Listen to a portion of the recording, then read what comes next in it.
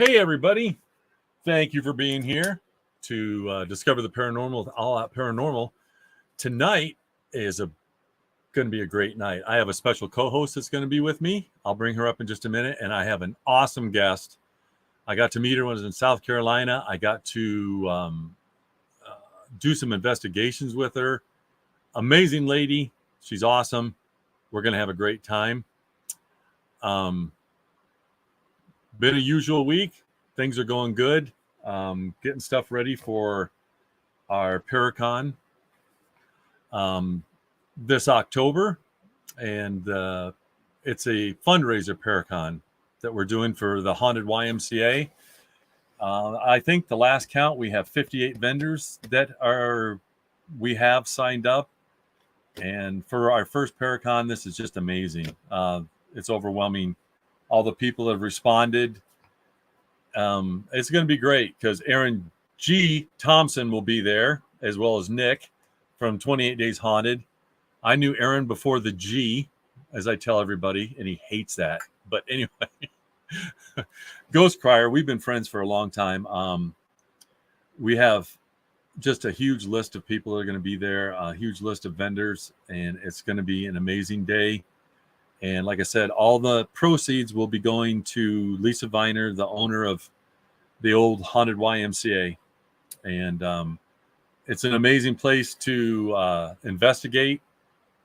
Everybody should go there. It's something different every time. It's got ties to the mafia. And the history on it is just incredible. So that's going great. And hopefully I've got another sponsor coming on and another special guest. If I get it finalized before the next show next week, I will let everybody know. But as I told you, I have a very special co-host. I have Mary Lynn Bast. I'm going to bring her up right now. Hi, y'all. Hey, Mary Lynn. Tell everybody about yourself real quick. Well, I am a psychic medium. I am with Horn Paranormal, and I'm also a artist. I do intuitive art, and I'm also a author of 10 paranormal fantasies. Fantastic. And her art's amazing. Thank you. I can't wait to get mine. I already got yours, didn't you? You didn't send me it. I thought I did. No, hon. If you did, I never got it. I sent you 2 of them. No. Oh, no. Okay, I will have to look that up and find out what's going on with it. Yeah, I have not received anything. Wow. Okay. If not, I'll have to do it again for you. Okay. It'll never be the same, but it'll be yours. Wow, I thought you got it. No, I'd have let you know. Okay. I'd have plastered it all over if I'd have gotten it. All right, I will make sure you get something. Okay. Wow. So I apologize for that. Oh, that's quite all right. It's not your fault. There's Jamie Lynn. Hi, sweetheart.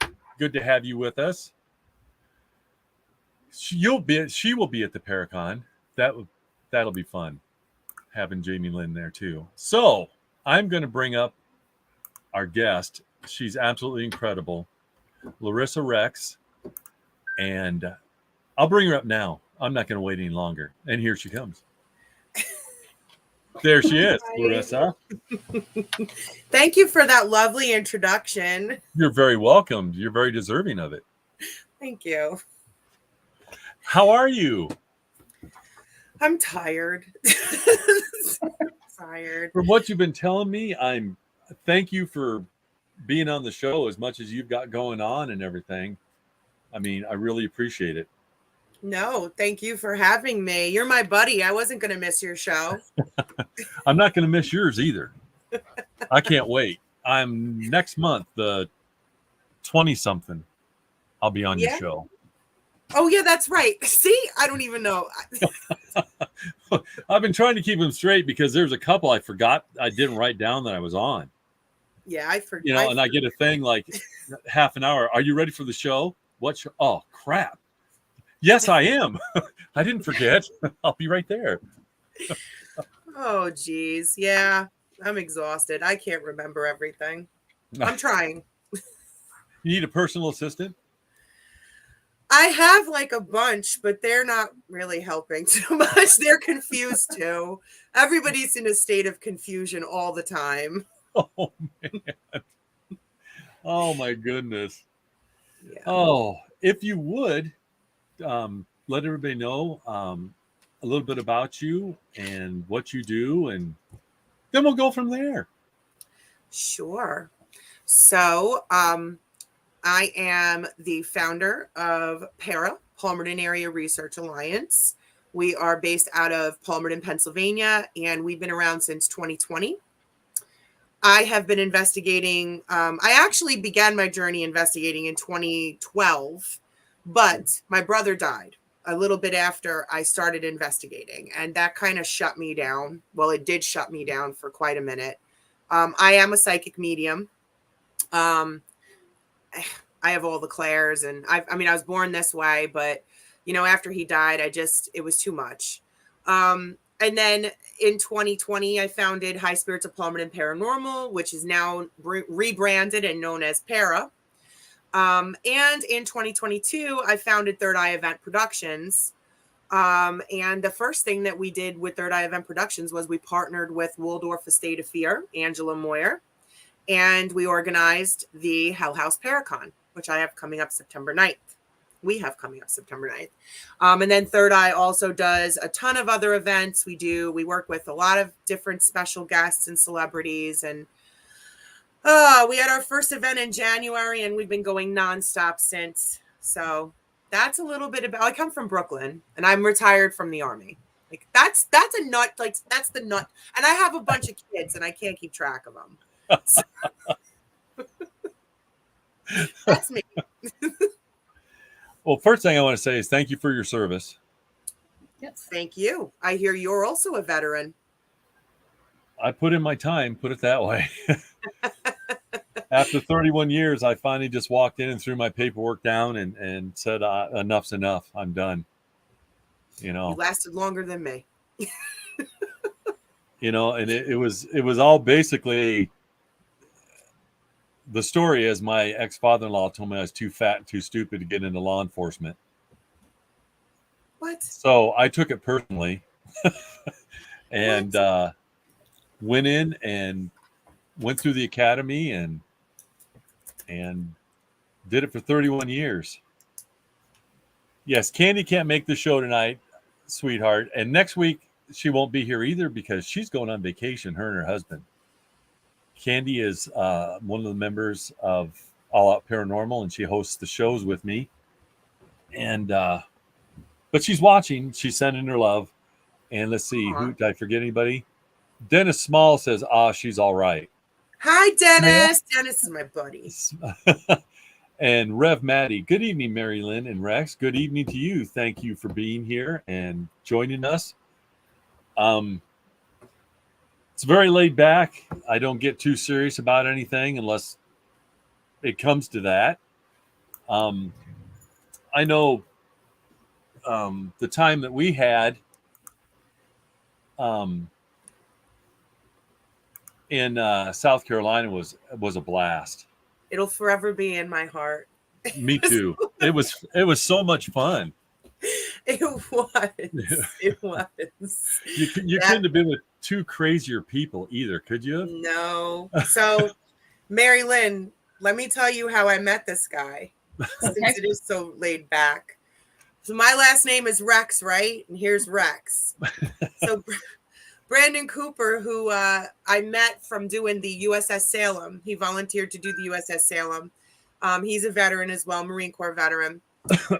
He messaged me back in, I want to say it was March, randomly. I've known him 3 months at this point. And he says, hey, do you want to come down to South Carolina and just come and take a free cabin? Like the setup for a horror movie, really. Right. Exactly. Right? Come do some paranormal investigating in the woods, And I'm insane enough to actually take someone up on that offer, mostly because I wanted to drive and see the wineries in Virginia. So I used it as an excuse to go. I was paranormally investigating, but we went down the wine trail and drank a lot of wine, me and my VP Marlena, the other psychic medium. And we got down to South Carolina, and there was Rex. And he is a giant, just a gentle giant. And I was there at this cabin site for 4 days with you guys? Uh-huh. But it turns out they're not serial killers, so that was right.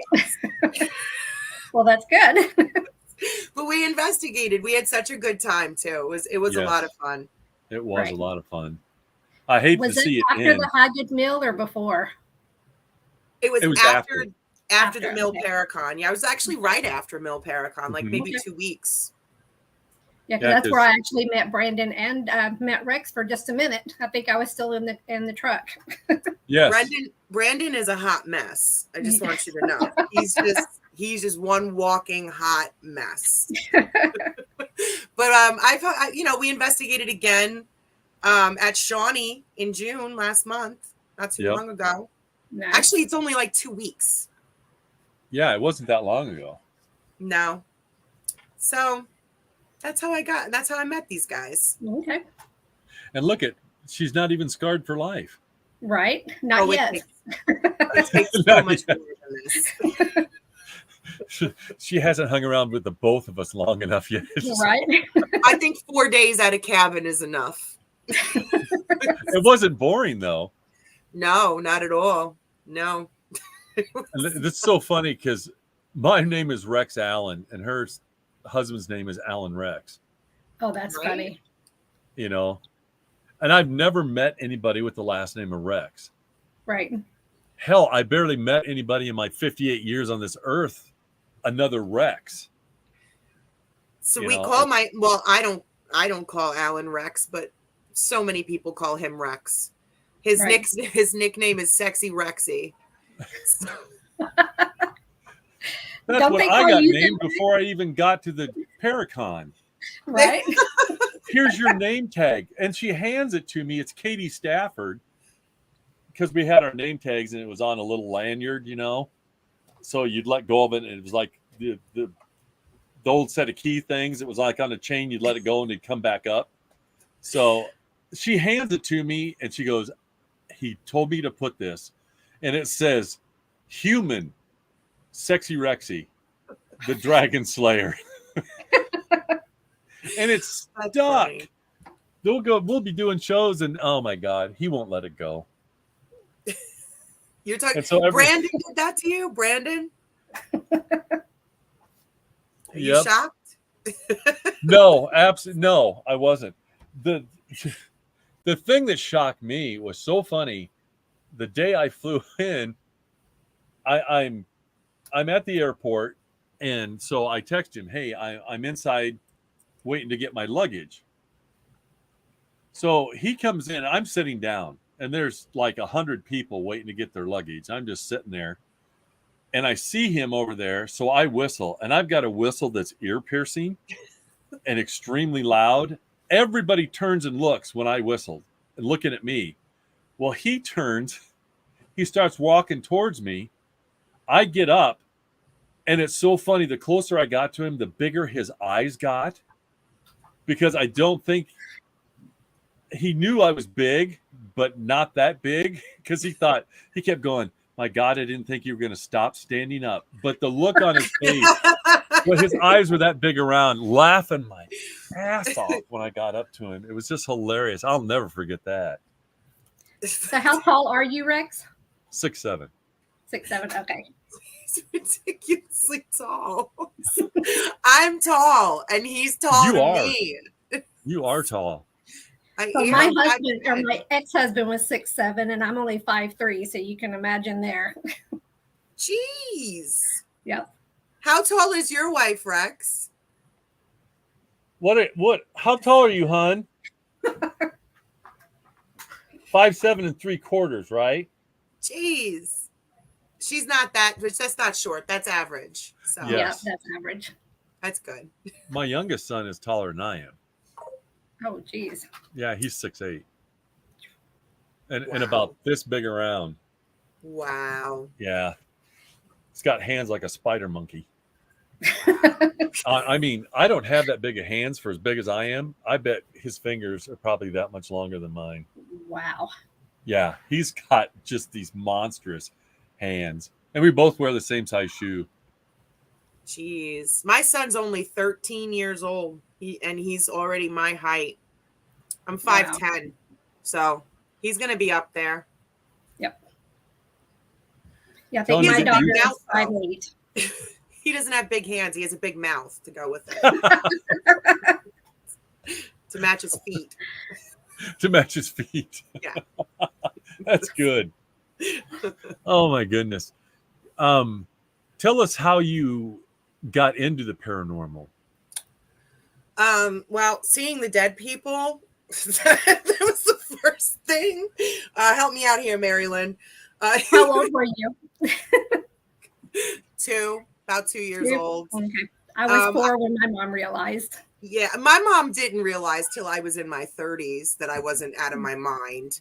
Wow. So my background, and I've talked about it quite a bit on other podcasts, but I come from my mom's side are these Italian Catholic immigrants that came from. I'm from Brooklyn, and you did not like my great grandmother. She was alive till I was 19, and she spoke broken Brooklyn Italian. Like, she didn't even speak English. She went to church every day. They did not talk about the paranormal. I'm one of 5 children, the only girl, and the second youngest. My dad's side, and people laugh at this, but they're carnies. They come from a completely different background. Now, my mom met my dad in Brooklyn in the 70s. But if you see my dad, or when he was alive, if you'd ever seen him, he does not look Italian. He looked more Middle Eastern than anything. And ironically, I was drawn to Middle Eastern things as a little girl. I used to read the Britannica, the Encyclopedia Britannica that they used to sell door to door. Mm-hmm. We had one, and I was obsessed with ancient Egypt and everything Egyptian. And I always used to tell my dad, my mom, I know that we're not 100% Italian. I know that there's Middle Eastern blood. And then in 2018, I did find out not only about the carny history of my family that I had no idea about, but that we are actually Egyptian, Israeli, like all of that, in addition to being Italian.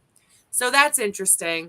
But my dad's family wasn't with us. They moved to Florida. So I was raised with the Italians who didn't talk about it.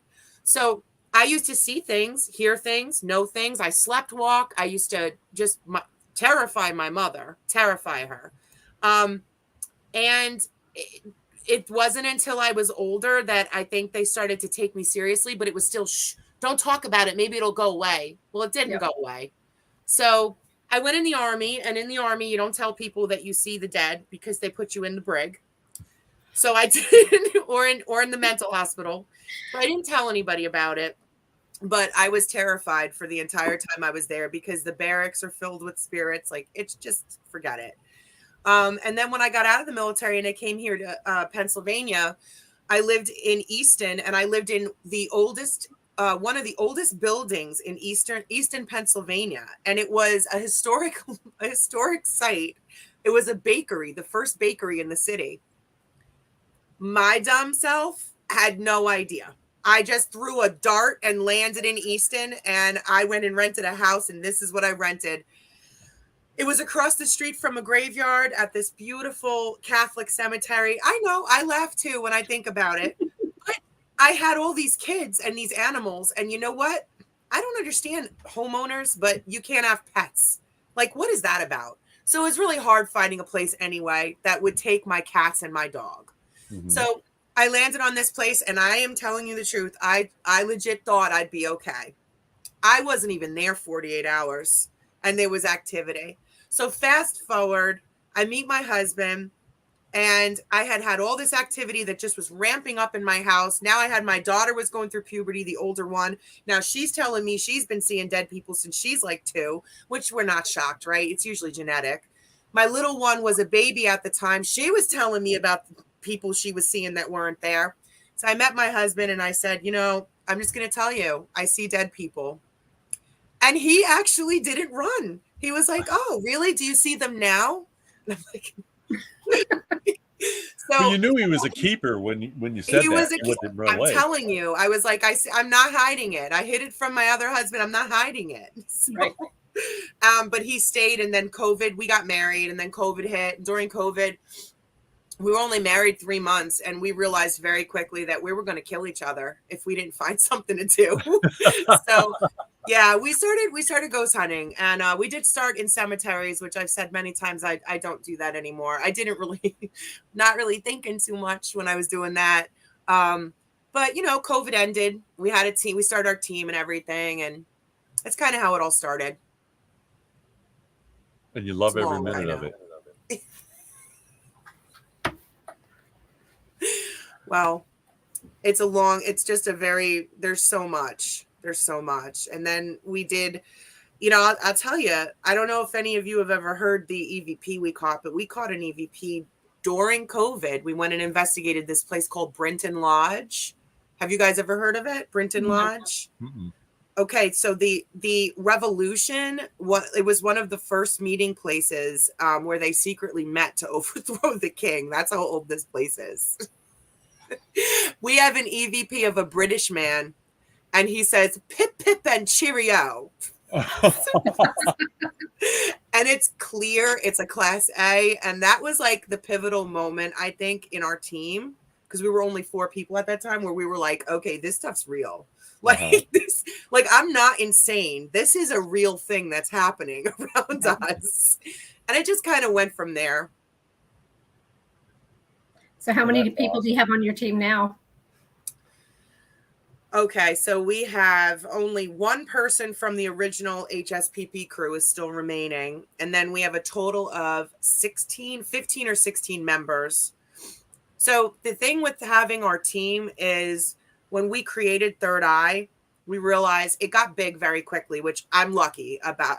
I'm blessed in that way. It did get big, but we realized we didn't have the staff that we needed to do PR, social media, the newsletter. Like, just, I was doing all of it myself. Then we did ops and, our own podcast. And then we were doing our other podcast, Raw. So what ended up happening was we were like, and we needed an evidence review team. So we were like, look, we're just going to go all out. If you come into the company, you're an investigator, and vice versa. So that's kind of how we ended up with so many people, because we need that many to run the tours and to do the events. That's great, though. I mean, it took off quick for you, didn't it? Once you got started. We started in it's dicey. I don't really remember if I started September or October of 2022. I want to say it was late September, early October. But the reason I started it is because I got tired of not being able to get a vendor table at some of these big Paracons. Some of them, they sell their tables out immediately. And I'll tell you, Hell House, it sold out inside the house almost immediately. I mean, we had an overwhelming response. So I understand and I can appreciate the organizers of these other Paracons that have been around forever. But when you are waiting on these lists to get a table and you just can't get in contact with anybody, and then boom, the tables are gone. You're like, okay, I've been waiting a year. Right. And now I got to wait another year. So I ended up saying, no, I'm going to do my own Paracon. If that's what it takes, I'm going to do my own Paracon. And that's kind of how Third Eye really came to be, was if we're going to do a Paracon and we have a whole year to prepare for it at that time, because it's September 9th and it was last September, October, might as well do some events in between. Right. So. Very cool. It was quick. And your husband is part of this, right? Yeah, I fired him a few times. And he'll tell you he didn't get fired. He quit, whatever. I didn't get a resignation letter. So, but he got a pink slip, right? He got fired. No, he's part of the team. I mean, obviously we founded Para together. It was both of us together. I can't do and maybe you can appreciate this, Marilyn. As a medium, I don't want to deal with the equipment. I don't want to see it. I don't want to touch it. Like, I don't like to do it because it just influences you. Then I have to sit there and I have to think, am I really feeling this? This meter's going off. What it messes with my senses. So Alan does all that, and he needs to keep doing all that. So no matter how many times I fire him, I end up taking him back because I don't want to deal with the equipment. Yeah, that's one thing is doing the equipment. It's just harder whenever you're trying to focus on that, but then you're not using your real senses and it's what's going on. So it's definitely hard. I prefer not to use equipment, but I love having other people to be able to validate what we're saying. Yes, we use it for validation. Now, in the beginning, when we only had 4 people, when it was just me and Alan, I had really no choice. Like, I had to hold something. Yep. But our team also came to be because I don't know if you guys can appreciate this, but once you buy like 1 or 2 pieces of equipment, you want all these other things. So we ended up amassing in like a 3-month period all of this equipment, and nobody had hands for. Like, me and him didn't have enough hands. Yep. So we kind of needed a team anyway. Yeah, that's the same. That I did the same thing. So I've got 4 rolling tubs full of equipment. It's like there was only 2 of us. So it's like, how are we supposed to use that? Yeah. And I'm obsessed with like REM pods. I don't know why I'm obsessed with them, but I'm collecting them now. Like, I used to collect like bathroom rugs and shower curtains, and is it a REM pod? Okay. Yes. You're gonna laugh. Oh, sweet. Oh, I don't have it here with me, but John Huntington sent me an Alf doll REM pod. Oh my gosh. I'm obsessed with it. So Kim Horn, because I'm with Horn Paranormal, she did this one for me. So, and this is a work of love. I love it. I just love REM pods. I'm waiting for somebody to make a minion REM pod for me. Oh. Wow. I have Winnie the Pooh. Oh, how funny. And the thing is, these are all gifts from people. Wow. So, yeah, there's toys all over my office here. I'm just a big kid. That ain't going to change. I'm the same way. So Dennis says he has mannequins. Who? Oh, now that's creepy. Dennis. Is that Dennis? Smale. Mr. Smale. Who's Jason Combs says hi. Hi. I don't know you, but hello. Maybe I do know you. Marines don't run. Oh, stop it, Dennis. I outrank him. And Angela Boyley, I hope I said that right. Psychic portrait artist. Good evening. Nice. Thanks for joining us. Nice. That's awesome. That is cool. Now, Mary Lynn, you were just on Brandon's oh, hi, Jamie. Sorry. Yes. You were on Brandon's show and you were doing the art, right? I was. Yes, I do the intuitive pours, and I also have started doing on top of the pours. I do art on top of that as well. I watched that and I was trying. Yes, I thought it was so interesting.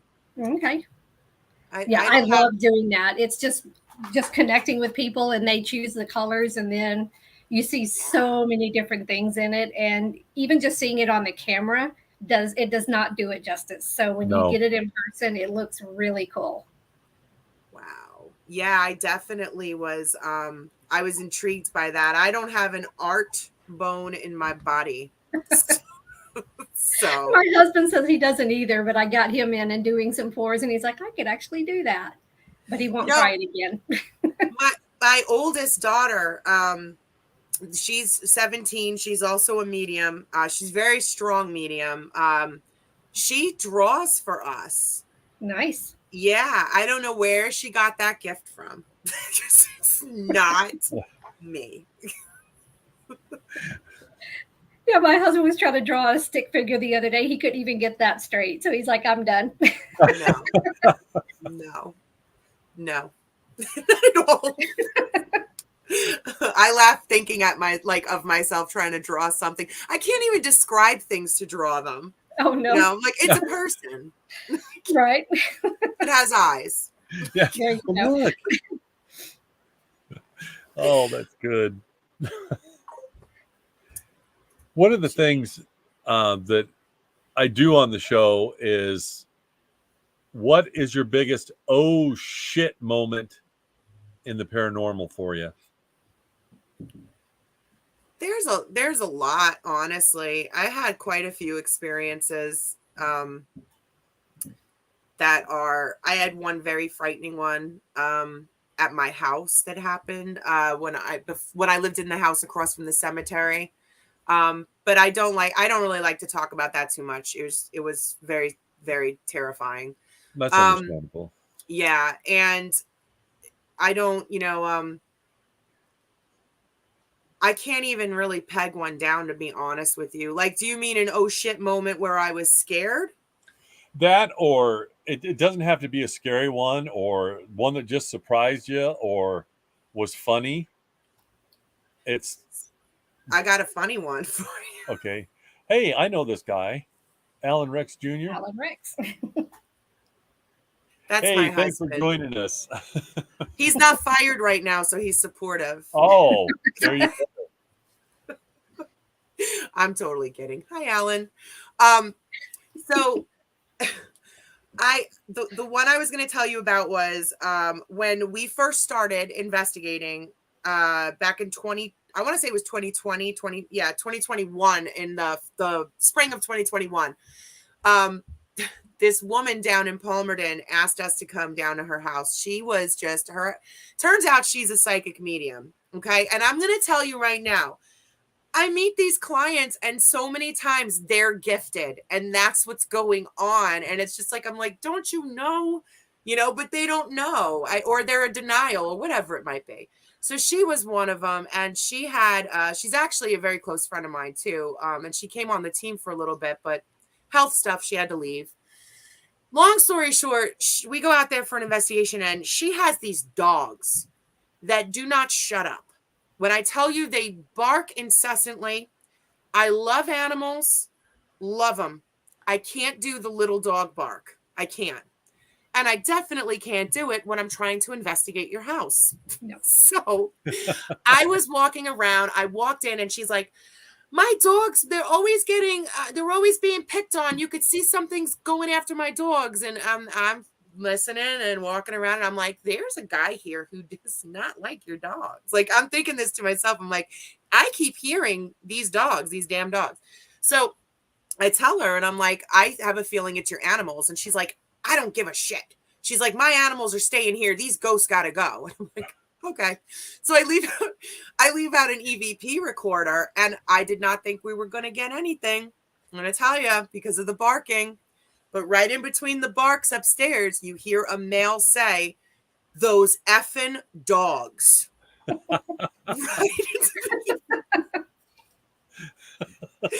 So that was great. When I finally went back to her and I was like, so it turns out your dogs are bothering them. But, in the end, she ended up dealing with it and learning about her own gifts and how to control certain her environment in certain ways. And even now I still get messages that something's in her house or something's there. And I'm just like, well, they're always going to be there. Right. Yeah. But that was the funny moment. Then there's also the moment at Brinton Lodge when my husband sat on the bed in the brothel area. And there was a woman entity up there that sprawled out on the bed on the SLS. And then I was like confused because I'm like, am I really seeing this? Like, is this really a thing? Right? It's like, she hitting on my husband? And she got up and crawled over to him, like on all fours. And I'm like, ew, I'm right here, lady. Yeah, he is a dead chick magnet. So those are my two funny moments. Now, I've had scary moments too. I mean, I would be lying if I told you I wasn't afraid. I won't go anywhere alone. Nowhere alone. And that's because I think that I'm insecure because when I was a kid, I was alone in places and nobody would believe me when I would say what I would see or feel or hear. So I'm just very like, I think I might have some kind of PTSD from it. I don't know, but I won't go anywhere by myself. I don't like to be touched, and I'm always getting that feeling, those goosebumps. They come up behind me, they get real close. They know when you know. And a lot of times they like to bother you, and I don't like that feeling. So I've had a lot of investigations and places I've been where that happens. And as a matter of fact, I took another psychic medium who's kind of training. I took her to our venue, to Hell House, like 2 weeks ago, and we were walking through, and I was in the upstairs room that I call it Robbie's room because there's little kids in there. And they're all over the house, but that's like just their room where they jump on the bed, and that's just where they like to be. We were up there, and the environment just didn't feel the same. You know, when it just feels like it's like just shifted, something else is there. And that house is very active. There's a lot of entities in it. And we put the rope light out in the doorway, and with my own eyes, I saw something go by in the hallway, and it was not fast. It was slow.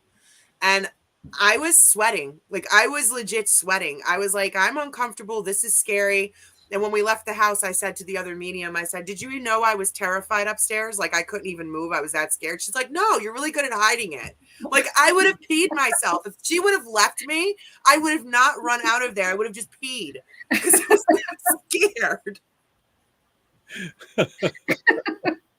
It's terrible.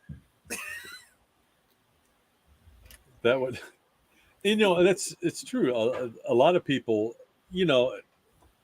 they'd be lying if they said they don't get scared. Yeah. Because that's a crock. I mean, when I first started, I kid you not, I scared shitless. Yes. I was, and because I started it with me and my two boys, and we'd go and do an investigation, and well, we're going to go, one's going to go here, one's going to go here, and one's going to go here. And I said, oh, hell no. No, we're all staying together. I don't do solos. Now I do. Well, I did solos for a little over 3 years because my boys went their separate ways. So I was the only one left, AOP. I mean, I went out to Colorado and did, now I can't think of the hotel. I'll be right back. Sorry. Okay. What, hun? The St. Cloud Hotel. They flew me out to do an investigation there, and I went in at 4:00 in the afternoon, locked myself into that hotel until 7:00 the next morning. No. It was something else. We may or may not have something coming up here that I may or may not be able to talk about where I might have to be by myself, locked in a location. And I may or may not be actually doing this because I don't want to do it. I just don't. I mean, I had another moment that was an oh shit moment. Civil War Exchange in Virginia. It's a beautiful location. It's very active, but there is a female upstairs. Not evil, just not mean. She just doesn't want to be bothered. They're out there. They don't want to be bothered. And I was in a room back in 2021. I was walking around with another person that's no longer on our team, and they were holding the SLS. And I stay in front of the SLS. That way, I'm not seeing what's on the screen. So, I can say somebody's standing over there. And then if it shows up on the screen, it's like a corroborating, evidence or my reading. So I'm standing in front of the SLS, and this guy who's a young kid is standing behind me. And normally my husband is the person with the SLS, and I can jump on my husband because he's my husband. Well, this woman, I knew she was there, and I said to the guy, I said, she doesn't want us in this room. And then I was like, we need to back out. It was a little bit of a tight space and he wasn't backing out fast enough. And you heard boom, boom, boom, boom, boom, boom, come run right at me. I jumped up like Scooby-Doo into this guy's arms. Like, and let me ask picturing this. What was he going to do? That's the best part. What was he going to do? Fight it? Exactly. Like, it's ridiculous. You get scared. I mean, you should. I think a healthy dose of fright. I think you should be frightened because you don't know what you're dealing with. You just don't. Exactly. And you can't defend yourself. I mean, if it really were something like that, I've had them come up right behind me. And I recently, about a month ago, 2 months ago, maybe, I had one come up behind me in Hell House. And as loud as possible, he shouted in my ear, "Dead girl, dead girl." And I was like, you jump. And it was almost like I could feel the breath. And they're not there, Right. So I think you should have a healthy fear. But well, this guy, huh? It keeps you grounded and lets you know, what you're dealing with is real. Yeah. And you do have to watch what you say and do because, like you said, you're dealing with something you can't see. And yeah, you're reminding me, we did the USS Salem, the Veterans event this past Saturday. And I don't know if you guys have ever been to the USS Salem. I had never been. This was my first time. I'd never been on a Navy ship. The Army, we don't really hang out on ships. It was an incredible experience, but I bring it up because we were standing in this one giant location. And in the doorway behind me, I could feel, Marilyn, you just know that somebody's there. Yep. Then the REM pod's going off. Then the ghost ball is going off behind me. And I just felt like they wanted to talk to me. And we were back there. And the one thing that gets me more than the REM pod, honestly, is the EVPs. When you play them back and there's nobody else there, Yep. And I don't know Navy rank either. And the guy that was there, Lou, who was kind of heading up the whole event with us, he was trying to tell me on the EVP, asked for ADA Cochran. And I was like, ADA, AD3, like I didn't really know the rank. And I'm in this back room and it's just me and one other guy, Joe. And he's got his little NRD 60 recorder, that fancy one that people have. And I'm asking questions and this guy is answering me. And all of a sudden, I say AD3 Benson or something like that. Like I didn't know the rank. And you hear it clear as day. He goes, Benson Cochran, Class A EVP, first name, last name. And I played it back and I looked at Joe and I'm like, nobody else is in here with us. Like it really happened. So those are the types of moments that really get me. Absolutely. Come here. The original co-host, if I don't bring him up, he'll never forgive me. Hi. Oh. I love cats. Now that's my weakness, cats. That's my baby kitty. I'm a cat lady. Yeah, all my pets are rescues. I'm down to 2 cats, and once they're gone, I'm done. I've lost too many pets, and we just lost another one last week. And I'm sorry. And people are going, it was a chameleon. Doesn't matter. He died? Yeah, Summer. Oh. I don't know. It was the same day I freaking took a big chunk out of my head and burnt my arm. Wow. I got up, to come in and turn their lights on and stuff. And I looked and I'm going, Summer, what are you doing at the bottom of your cage? And I went, oh shit, she's dead. Oh. And they're really touchy animals to keep alive anyway. But it wasn't like she was starving to death or anything. I don't know how old she was when we got her because she was a rescue as well. And it was my son's. And we had just lost Tiny Rick about a month before that, which was the baby chameleon. Oh. So I had him cremated, and he's in a little bitty urn about that big. He's up between Toby and Duke. So I just picked up her remains yesterday, and her urn will be here tomorrow. It's just there's just too many pets in the last 2 years. Yeah.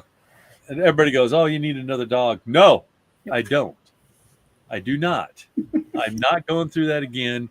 Dog is 16 years, never been sick. Then all of a sudden, I had to put him down. Mm. I'm not going through that crap again. New Yeah, thing. mine's 14 years, so I know any day now. So it's like, I said the same thing, that I would never get another animal. I had cats growing up. I had dogs growing up. Always rescues. Like, I can't say my mom was a responsible pet owner, and then I went in the Army, and I was dead set. I didn't care deployment, moving, none of that. I had my animals the entire time I was in the military, the same animals. The one thing that bothered me more than anything was when soldiers used to go out and get an animal, and then they had to get rid of it. If you can't put it with somebody when you have to deploy for 18 months, don't get it. Yeah, Because don't get it. An animal lives anywhere from 10 to 15 years if it's healthy. You know what I mean? Like a normal lifespan. And some cats go to 20. I had a cat that was 19 when she died. Right. So you have to be prepared to have this animal and care for it the entire time. You can't just dispose of them every time they're inconvenient. No. Right. So I had my animals, and my dog, I got my dog Sarge. His name was Sergeant. I got him. He was the first dog I ever owned on my own. And I only had him he was almost 10. He would have been 10 on Valentine's Day. And he got cancer and died in a matter of a week. On a Friday, he went in for on a Wednesday, he went in for teeth cleaning. Friday, they called me with the biopsy and said that maybe 3 months if I was lucky. All they could do was keep him comfortable. That following Tuesday, he wasn't getting up. He was dragging his back legs. I have never in my life, and I've owned cats. I've had to put cats down, and that was horrible enough. I've never experienced what I did with my dog. I never thought, I'm a cat person more than a dog person. I mean, I love them all, but I'm really more into cats. I never thought that I would be that distraught. And it took me, I still cry when I think about him. I won't on here, but I still cry. It's a very painful memory. And I thought I was never going to get another dog. But I'll tell you what, I went out and got another dog. I never thought it would happen, but I think it was just the grief. Like I wanted another dog after that. But I get it. It's terrible. And I have all their ashes too. And let me ask you a question. What am I supposed to do with all these animals? Like, I have all their ashes. I mean, they're going to end up in my plot instead of my husband. Exactly. I thought about the same thing. I'm going, well, I guess they can just put them in the casket with me. And right. I don't think it's legal.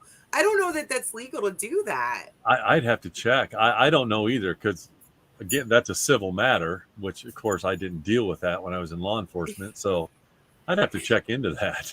Well, I'm going to need somebody to smuggle my cats and my dogs into my coffin. So if anybody's up for a little grave digging,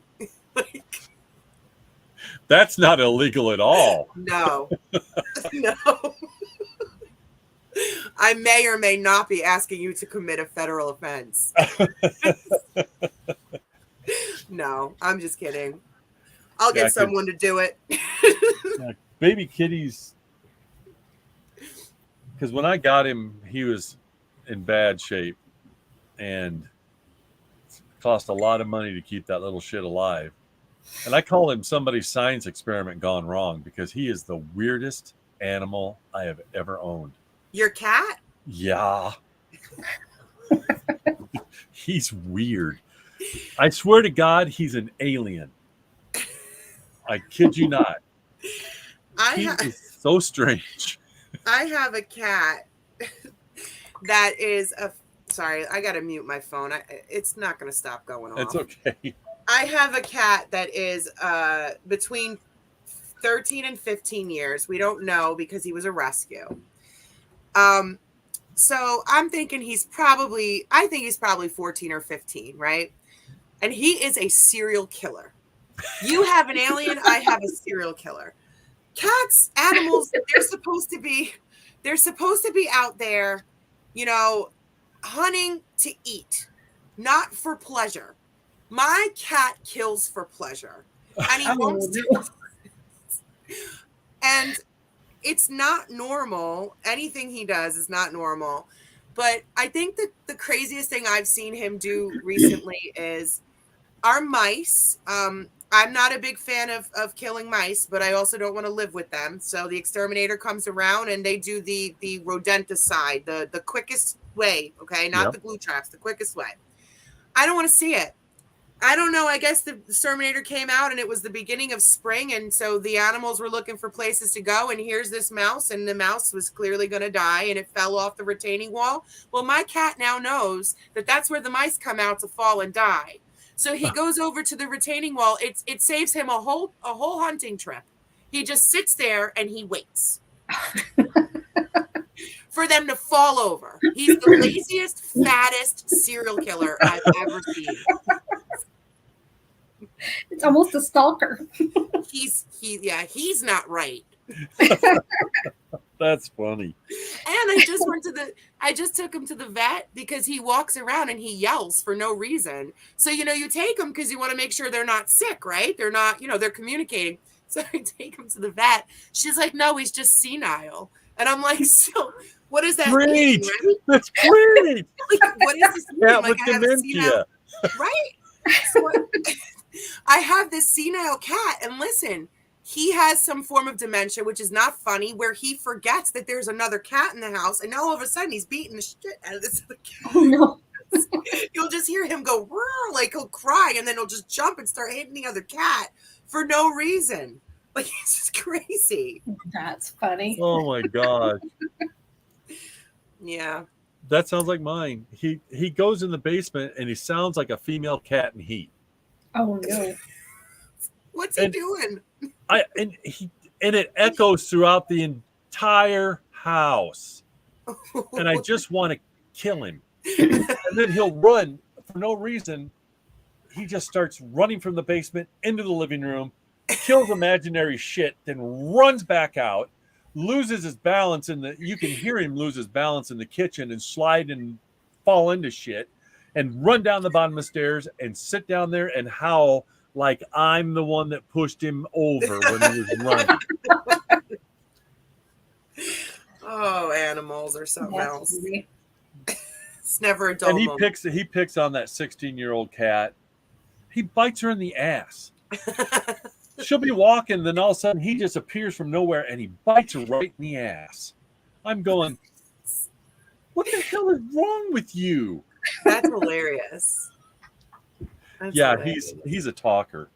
And it's just, he'll wake you up in the middle of the night. He'll just be sitting there and screaming at you.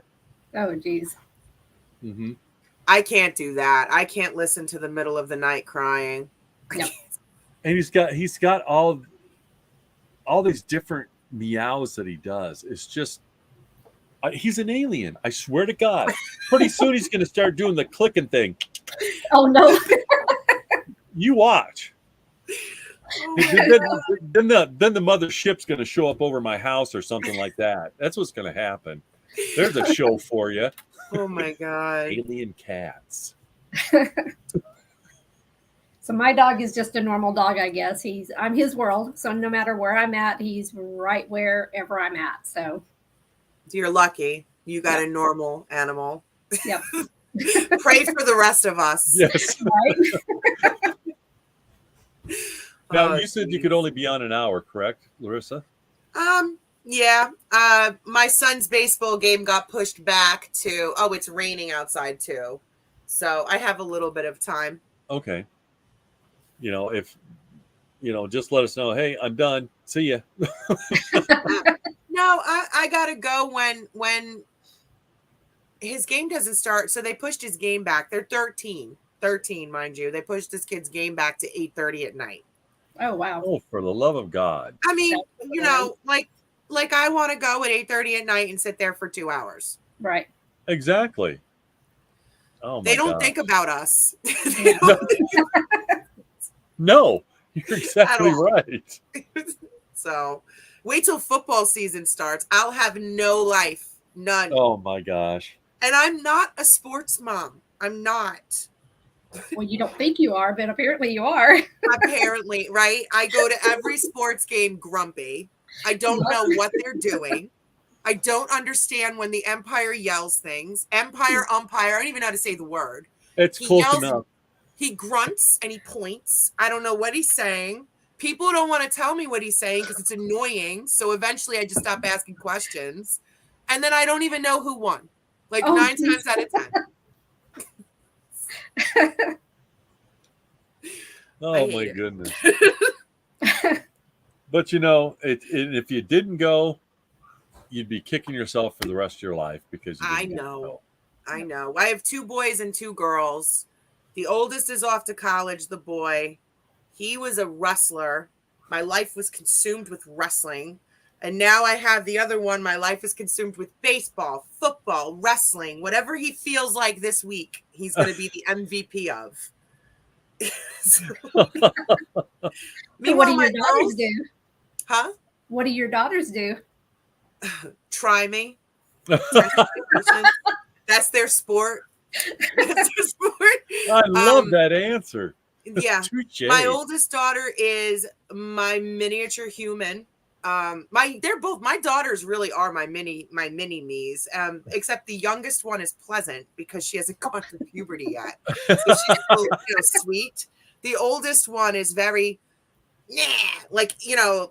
she's 17, so she's just she's so close to freedom. You know what I mean? So her mouth is so she wants to go in the Navy or the Coast Guard.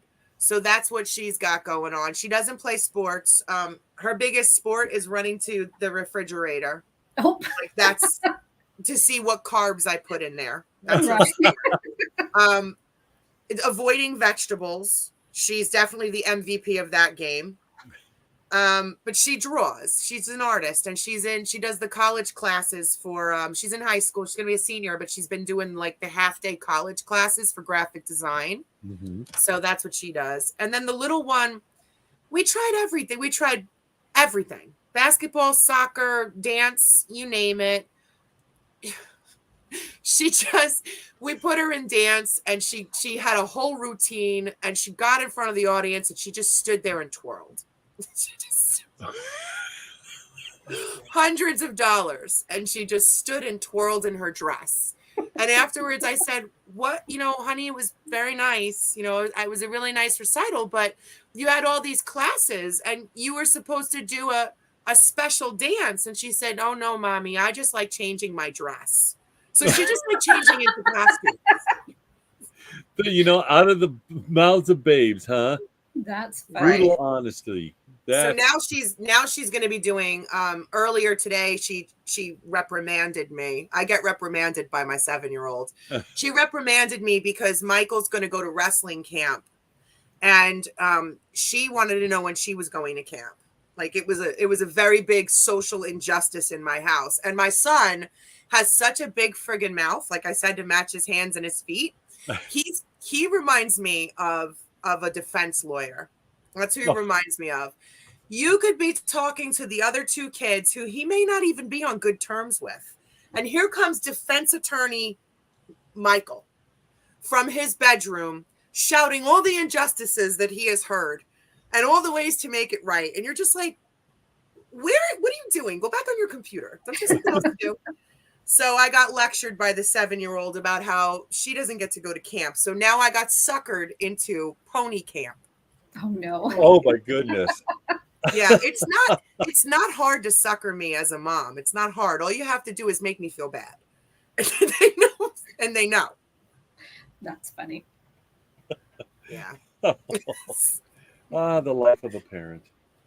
Yeah, you were talking about your daughter not eating vegetables. So my daughter, I think she was about 7 at the time, and she would not touch vegetables. She hated it. And she looks at me dead serious, Mom. I'm a meatitarian. Mm-hmm. That's Oh my great. God. Yeah. I still to this day have to get her on that because her daughter she eats more, but not anywhere near. So I have to remind her that all the time. You know, I'm actually well, not a vegetarian. I'm pescatarian. I don't eat. I will eat fish and shellfish, but I won't eat like birds, nothing like that. Since I'm about 7 years old, so I did not raise my children like that. I gave them a fair chance. Like they've been having meat their whole lives. But it's just ironic that I subsist on fish and vegetables, and I've got these kids that just avoid them like the plague. But Alan's saying we're all carnivores except for Larissa. It's a shame. Yeah, and I still cook the meat. Oh, did I click that? No, I did. I do talk to birds. Yes, I do talk to birds. You know, I could tell them the story. Tell them. I already showed them the video last night. And you know what? I learned a long time ago in politics, if you just come clean right off the bat, then nobody can talk about it. So I just showed them the video. It was so funny. All right, I got to see the video whisperer, what we were calling her. It was so funny. So do you have the video to show?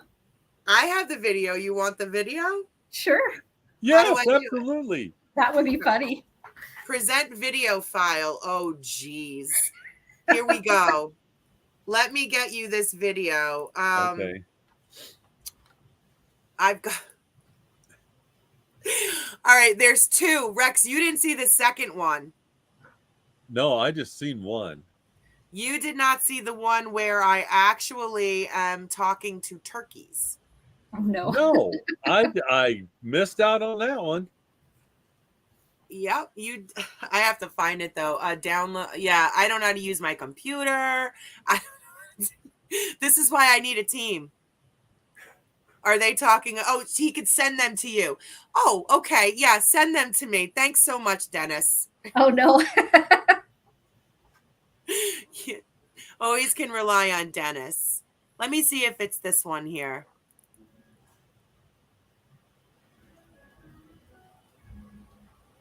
No, it's not that. Yeah, Dennis, you'll have to send it to me because I can't find my chicken and turkey ones. That's funny. But I know that they want to see. Oh, here it is. I found it. How cute. Okay. Let me rename it. This is the chicken.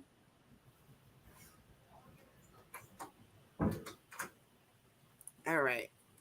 Chicken video. And this is, I think, the turkey video. Now, the turkey video is a lot more fun. But Rex wasn't there for the turkey video. So I think that one, or he was there for the chicken one. So he probably there for the chicken one. Were you actually there? Yes. You were there, right? Okay. Yeah.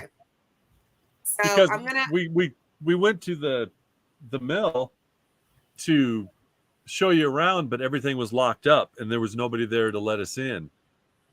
And then you were like, oh my God, chickens. And it just was this went at from Haggard? there.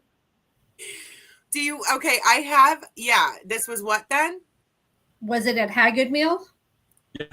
Is that what it's called? Yeah. All right. There it is. I've got them both here, and I don't know, Rex, if you can actually play them. I don't know how to do this. It's added to the stream, so the first one is the chickens. Okay. We're gonna try it, everybody. Here we go. Ladies and gentlemen, this is Larissa Rex from Paranormal, talking to her spirit animal, the chicken. So, that would be her. She's over there talking. She's pretty. No, it's not yet. She was peacocking with her spirit animal, ladies and gentlemen. Have a great day. I didn't know he was doing that. I was sitting on the bench. up front there, and I could hear you. And I'm going, what in the hell is she doing? I talked to chickens. Because he said he was going to put you on the banner next year. Yes.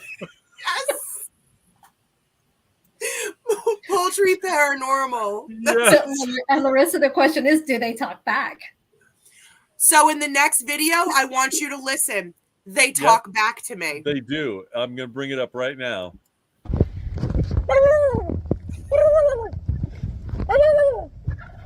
Thank you. We're talking to you. They're like, leave me alone.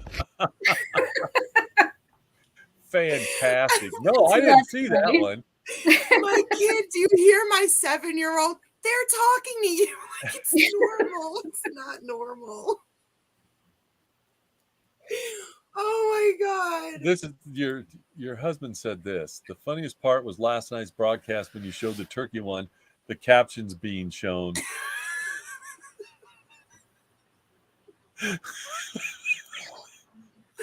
Oh my God. Oh, It hurts to laugh. I know. I know. yeah, but we all needed it though. You know, Marlena has a podcast called Tea of Pod Life. I can't remember. I always mix it up, but she was actually live, like recording her podcast when we were in South Carolina, and I didn't know she was on. I had no idea. And I walked behind her just thinking she was like just on her computer, and I just started crowing. Oh, no. She's like, "You're live." I'm like, "Oh, oops." Oh, that's great though. Oh my God. Yeah. Let's see. Oh, Anthony Cabellos says hello. Hi, Hi. Anthony. And what's else? Dennis, what's Dennis say? That was in the case of her army buddies were watching. Oh, geez. Yeah, I have a lot of talents. Very special. I don't even know how it started, guys. I don't even know how it started. Like one day I just started talking to chickens. And I mean, it went on because I'm sitting there going, oh my God. At first I thought it was just the chickens, but then I heard you and I'm going, it's a chicken whisperer. Listen to this. You know, It's bad. It's bad. I'm practicing crow currently.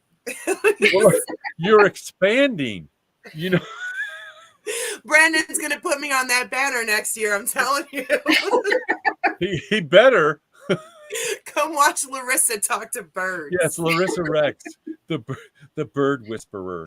Oh my God. I can't. Oh my God. So my husband with the wild chickens he just mentioned.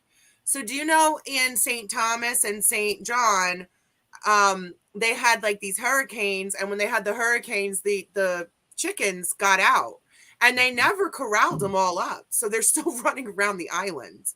I was crowing at a rooster and it chased me. John. Please tell me somebody has that video. I don't think so. I don't know. It was not a good memory. It scarred you for life, did it? Yeah, the bird went up like this with its wings. Oh, protecting his territory. Oh my I God. don't know. I don't know what territory he was protecting. Dennis says, sorry, Rex. What are you sorry for, Dennis? She never double times so fast. There is a video of me in Aruba in the iguana sanctuary, or the iguana part of like this big zoo thing we went to, and these iguanas are enormous, and they're in this big open space, and you can just walk amongst these wild lizards, and I don't do well. I got chased by them too. Oh. but I wasn't talking to them. They were just prehistoric, and I don't know. I think they just wanted to chase someone. Oh my gosh. Yeah. Oh. Dennis said he was sorry because I had to witness that. Oh. Dennis, he Not- witnessed it firsthand, okay? He was I did. there. And you know what? Laughed so damn hard. And we went on. I mean, it was a running joke for the rest of the day. It's been a running joke ever since. We're on month 4. Is that all? Yeah. That's okay though. I don't mind. I don't mind being the butt of a joke like that. It's pretty innocent. The animals or Larissa Mary Rex? I don't know. Which one is it? It's probably me. If it sounds broken and it's crowing, it's me. Oh my gosh. My stomach hurts from laughing. Yeah, Oh. my kids don't they don't engage me in public. Like, because I do stuff like that. I do There were too. 3 kids in that turkey video in the car. You only heard the 7-year-old. The other 2 didn't even look. They weren't even phased. Just like, here she goes again. You make it fun though. I try for them to make it fun. I think It's my making dog, memes because they're not going to forget. Right. definitely. My oldest is more mature than me. He's 18. He's responsible. Like, he's So your husband is asking, do you ever hear ghost Your chickens? ghost chickens. no. I don't. Are see you that. sure? You're now. Wait a minute. Are you just saying that because you don't want to further this, or you're just? No, I actually Okay. am a little bit envious. I know some people. I have a friend named Connie, who can communicate with animals, and I'm a little jealous of that. I think that's pretty freaking cool. Now, I've seen my occasional ghost dog. I've seen my occasional ghost cat. Everyone in the house is more mature than me. Absolutely. Same way here. You know what they say? If you haven't grown up by the time you're 50, you don't have to. Yep. I'm never growing. I'm never going to grow up. It's not Nope. going to take. It doesn't take. No. I can't see myself as being. Yeah, I can't. No, that would just. People would go, "What the hell's wrong with you?" They'd want to put me in a home or something. So no, that ain't happening. It's fun. It's funny to think though that how many people knew me as a commander in the Army, as a mid-grade officer, that are just, they don't know like the real me, because I had to be so serious, and trying not to laugh is so hard, and to be mature is so hard when you're not. You know, like, I used to have to lock myself in my office and laugh into my cover because it was just like... I know exactly, because as soon as I pulled somebody over, if I activated the lights, my body cam turns on, and you know how hard it was to not bust out laughing or make a comment on how stupid the person is I just pulled over. But it would have gotten me in trouble. When I was in command, I used to do this a lot because I would want to laugh so much at the young kids, at the young soldiers. And, I don't know how I made it. I really don't. I don't either. Because I was waiting to get called into court. Did you actually laugh and say this? Yes, I did, because it was funny. Oh, Show the whole video and you'll see why. There was one instance that I can remember, and I have to be careful what details I give because I don't want to call anybody out, but I was in command. I don't know if you guys know the Wounded Warrior Project. Yes. So I actually was the first commander of the Warrior Transition Unit. That actually was the foundation for that. And they stood it up in, and I was in the Army Times, and 2008, they pretty much sent over, it was about 1,096, so 1,100 soldiers from the Fort ID and from the 1st Cav they kind of flooded the trailers at the WTU, and we were just like a skeleton crew, and we in-processed all these wounded warriors. So that, and then, Congress got involved, and we wrote the SOPs, and, eventually it became the Wounded Warrior Project. But when we were having all those meetings, I fell under the medical brigade, and I had never been in medical. I was a signal officer, and prior to being signal, I was special operations. So I didn't know anything about medical. So here I am being thrown into this medical position as a commander, and it was really stressful and all that. And we used to be at all these meetings, and it was just so insane all the time. And I had this commander at one point who was a short guy. We'll just say he was really short. And I used to get agitated because, they were so, I don't want to say mean, but they were stressed out too. And, shit rolls downhill. So it always rolled down onto the captain, right? We were in a meeting one day, and I was sitting next to my friend, and she outranked me by quite a bit. She was promotable to lieutenant colonel, and she was a very serious woman. And she did not want to sit next to me in meetings because I would say things. And at one point, the command staff came in, and they were all little. They were all short. And I looked at her and I said, if they're here, who's making the cookies? And my mic was on. Yes. That's awesome. Oh my God. I would have started singing the Lollipop Guild from The Wizard of Oz. I would have too. I got kicked from under the table so hard. She's like, your mic's on. That's funny. Oh my goodness. That's great. Oh, I used to always get myself in trouble. At one point, I was getting so frustrated talking to someone. I don't know if you remember, Rex, but when your rank used to be, or it is still, it's Velcroed on your center, your chest here. Uh-huh. I was talking to a soldier, and they just weren't listening. And I just went, "Is this thing on?" And I like tapped.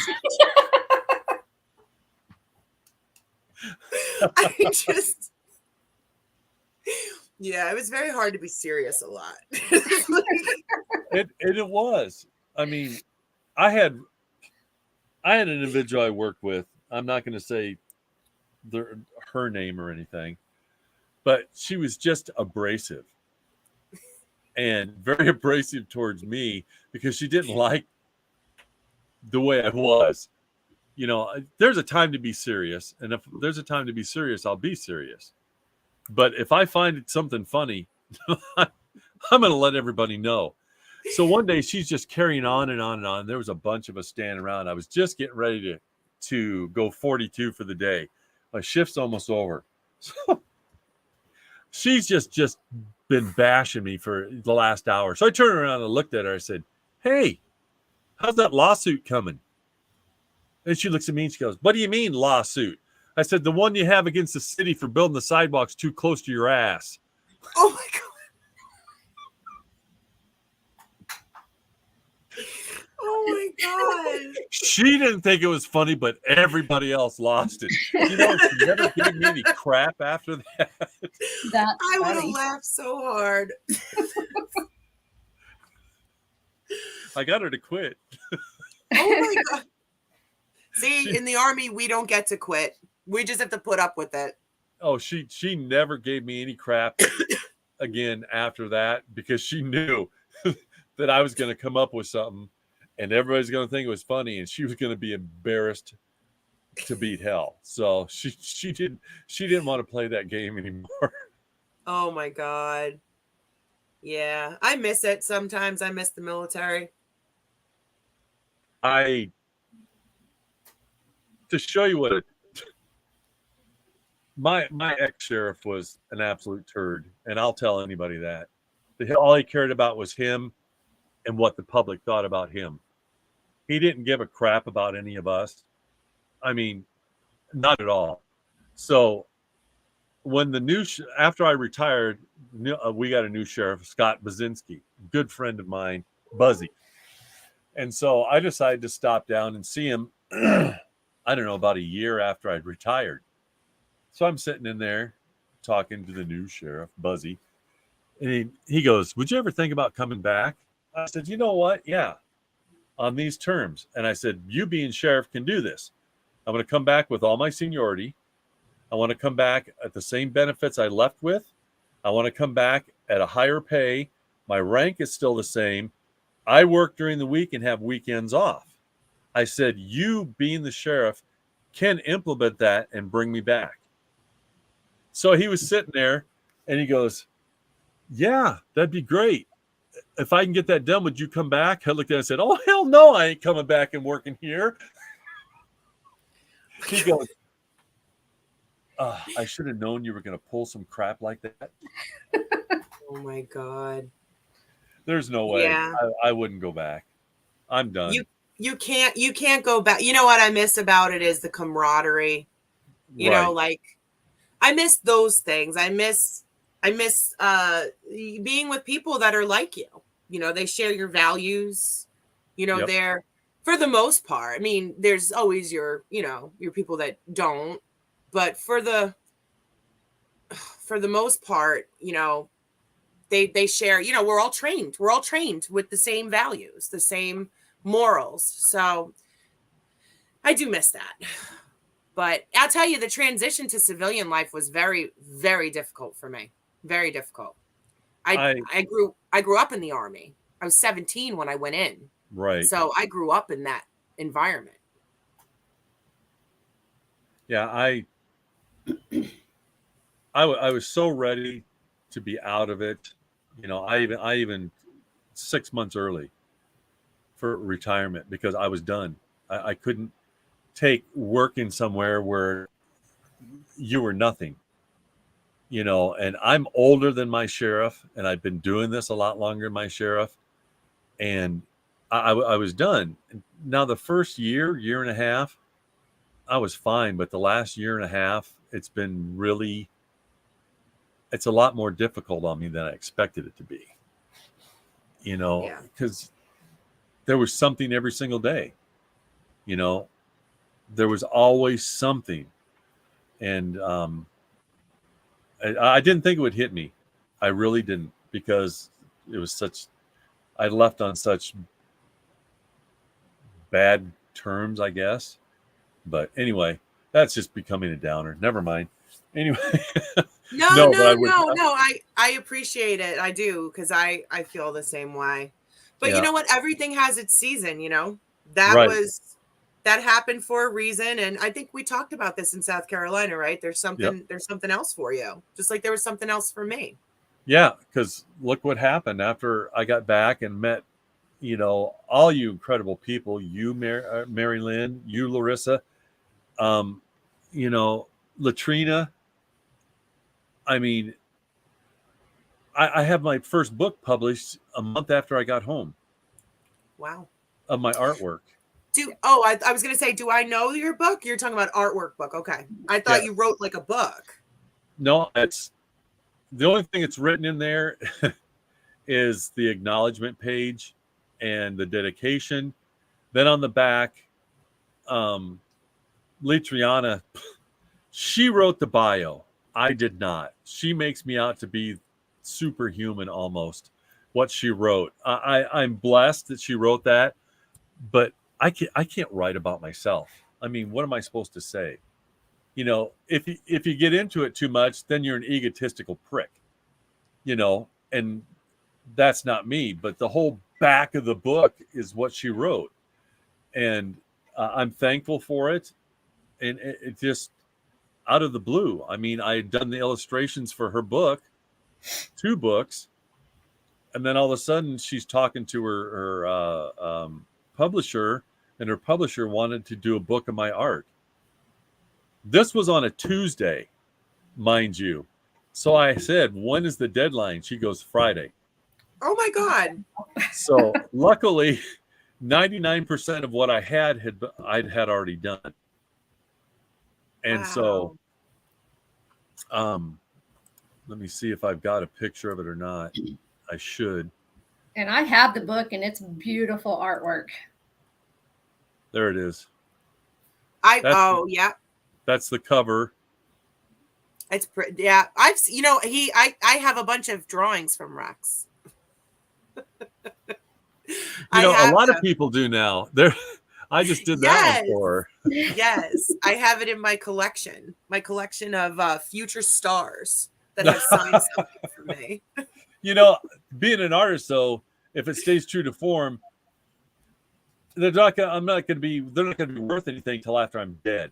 So, or do something really stupid, cut my ear off, or do some dumbass thing like that. So Oh my God. that's not happening. Please don't.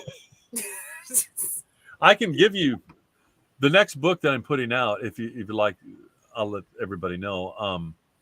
The first book, of course, was Unexplainable Art in Black and White, which my wife came up with the title, which was perfect. The next book is all color, and there's 41 pictures. There's 40 pictures in the book. I'm figuring out what I want to do for the cover, and 99% of them are new pictures that I did just in the last month and a half. And I got a couple of them here. This is what 90% of the book is going to be like. It'll be skulls with flowers and hummingbirds and stuff like that. The next one, actually, Brandon inspired this one. Ah, that's pretty cool. So that will be in the book. And then there are a couple in there, and there's a reason why they don't go with the rest of the drawings. It was for my son, and it was something that I drew just after an incident. There was two of them, and one of them is this one here. Interesting.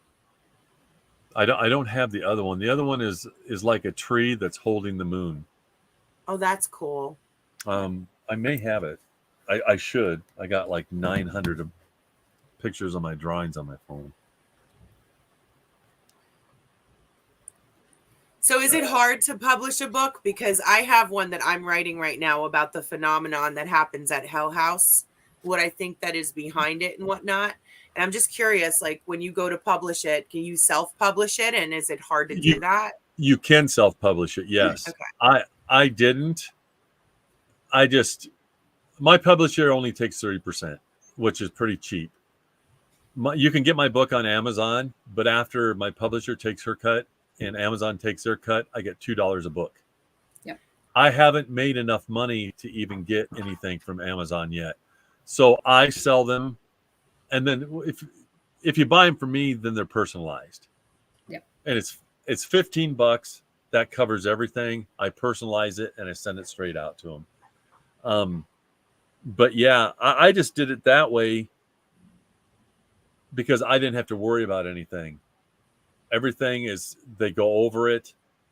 They correct, any mistakes that are in it and do the layout before I ever sign off on it. And what's nice is everything that I put out now is copyrighted. Everything that I put out from now on is copyrighted because I've had stuff stolen from me by big corporations and I've called them out on it. But what am I going to do against a Fortune 500 company? Right. Who are they going to believe?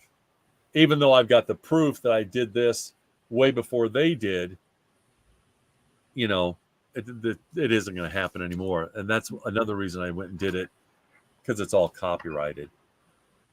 But that's the way I did it. But there are a lot of people that do self-publication, and I don't think I just have the time to do it. So I actually did my books self-published through Amazon, and very easy to do once you have the setup. Really easy just to do that. But the hardest part is getting people, beta readers, to go through and just make sure that everything flows. And then your editors go through several editors because one person can't catch it all. So it's easier to have multiple. Right. Awesome. Focus. What am I looking at? There it is. Oh, look at that. I like that. Yeah. It almost looks like a hand as a tree. Yeah, And absolutely. Uh-huh. that one will be in the book, and that's for my son as well. And Very someday I may tell somebody about it. Maybe I won't. But there was a reason why I had to do them, and I'm throwing them in the book. They're going to be in it. I think one's going to be the very first picture, and the other one's going to be the very last picture in the book. nice. So when is this book coming out? I'm hoping before the end of the month. I've submitted the 40 pictures, but I'm changing some stuff up. The cover, what I initially wanted to do with it, I'm going to do it to where it's going from black and white transitioning into color. The picture will be for the front of the book for a continuation of obviously the first book I did. Like I said, I still have to get the dedication page done, the acknowledgement page, and I want the bio to be written a little bit different. Just saying, this is the second book in a line of hopefully a lot, because I do have a lot in store that I want to do. I'm actually working on one that's on cryptids. Nice. That I'm drawing my version of, like the Ozark Howler and the Jersey Devil, and I'm actually doing some like the Phantom Cats. I did one from Australia, and I did the Bigfoot from Australia, which they call a Yowie. So I've been doing that, and I will be doing a book of nothing but paranormal stuff that I have seen over the years, and the stuff that showed itself to me at the age of 4 that got me into this. So holy crap, the show went from you guys to me. No, I'm listening. I'm listening. So, Rick, yeah, I had a question on, since as a police officer, did paranormal stuff whenever you were an officer? Did that affect you, or did you run into that? I did. Even a UFO one that Wow. was swept under the table. And I mean, me and 2 other officers spent an entire night talking to the residents. We seen it and the stuff that went on. Did hours of paperwork, and it just went. They just stuck it away. Yeah. Wow. And there was some paranormal stuff that happened, and I got to the point where I've been doing this for so long that I'd be surprised, I'd be thrilled about it. But if I was with somebody who didn't know what I did besides being an officer, freaked him the hell out. Right. So I would kind of keep it on the down low, to say, because a lot of these people probably would never come back and work with me ever again. Right. So it's kind of like I didn't want to do this job forever. So right. You just don't let everybody know what you do. So Larissa, have you had it to the point to where people find out what you do and then stop looking at you? Because as a psychic, I was like, I don't have to see your face to be able to read you. No. So what I run into a lot of is I live in a very small town. And I think I shook things up when I showed up. It's just not something that, everybody here is Dutch. They're most 90% of them are Dutch, Pennsylvania Dutch, and they're all related to each other. There's the same 8 families founded the mountain. Wow. The village has like 1,000 people in it. So then I came and I'm very different from all of them. And I teach in the high school. I'm certified to teach, and I do teach. And the high school, it's so small that the high school and the junior high school are connected by the hallway. So both of my older children are in this high school and junior high school. And everybody knows I'm their mother. And in Palmerton, I'm very well known. very well known because it's small. So everybody knows each other. And so everybody knows what I do. And so a lot of what I've run into is my kids get made fun of because I see dead people. That's Right. Now my kids are like me, and you don't know me very well, Mary Lynn, but Rex knows. I don't care. And my kids don't either. they can handle themselves. I can see that. Yeah, but that's, you run into a lot of that. But that being said, there are, and the other thing is, up until last year, my 2 older kids were in Catholic school. They transferred over for sports reasons and the college reasons and all that. But the little one is still in Catholic school. And I was raised Catholic. So, reconciling that with your parish, what I do with your parish, pretty hard to do. My son's about to get his confirmation. My daughter got her confirmation, not this fall, but last fall. And there's a lot of judgment from the church, a lot. Right. Yeah. The priest that was there before, he's deceased now, and I'm not saying anything negative about him, but we just didn't see. He's a very nice, lovely man. He really was, and I respected him as a priest, but we just didn't see eye to eye on what the Bible teaches and what I can see. I am not evil. Like, I'm not evil. It's not my fault. Yep, exactly. And it's just, like, I guess that's just something that they can't get to wrap their heads around, or he couldn't. So I did run into a lot of people that had a problem with that. But then at the same time, I ran into a lot of families who don't talk about it. They also have experiences. They also have stuff happening in their house. They also have children who have gifts, and they have gifts. And you'll get those private messages like, oh my God, thank God somebody like you is around. My house is haunted. It's been haunted for 20 years. I got nobody to come here. Can you come and help me? Right. So it's really both. It's both. The same thing for me. That's here. I'm in Texas and Bible Belt. And I've been told that I worship the devil because I can speak to dead people. It's like, no, it's not that way. Exactly. But same thing, and privately they'll reach out and say, hey, can I talk to you? And it's like, sure. And it's like, I'm okay with that. Whenever I was younger, it was to the point is like, it really bothered me. But now I am who I am. So it never bothered me though, only because I'm guessing from your accent that you are from an area like that. Okay. Yeah.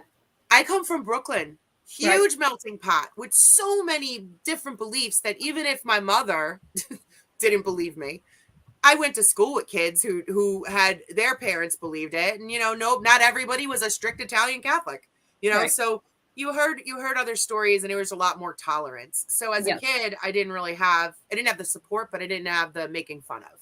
Right.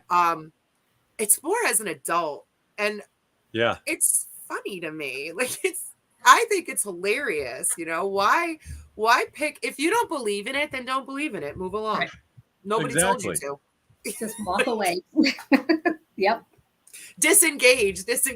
Yes. Exactly. Oh, jeez. Man, this has been absolute fun. Yes. And I want to thank the both of you for being on. Larissa, can't wait to hang out with you again and have a blast, just like the first time. And thank you. I'm honored that you came on the show, and it was a lot of fun. And I want to thank you, Mary Lynn, for coming in and co-hosting with me. Although you didn't do much co-hosting because people say I've got diarrhea of the mouth. So, I talked a lot. I've never met a stranger. I can talk to anybody at any time, whether they want to listen or not. I'll talk to anybody. So. Right. I'm the same way. I talk to everybody too. I'm not shy. Yeah, I tell everybody, I'm such an introvert now. Hopefully someday I'll come out of my shell. And people look at me and go, yeah, come on, seriously? Think about it. But you're a Gemini, right, Rex? Yes, I am. I am too. We're introverted extroverts. There you go. The best of both worlds. What more could you ask for? Yeah, exactly.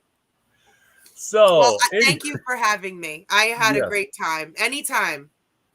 I will definitely have you back. Again, this was a blast. I'm going to end my show like I always do. Everybody, I want to thank you for being with us. It was a wonderful show. Thank you for watching and sharing it with everybody else. As always, peace. And remember, a hug and a smile can go a long ways, and it doesn't cost a thing. It'll make a huge difference in somebody's life. I guarantee it. Please, everybody, be safe. And remember, as always, I love you. Aw.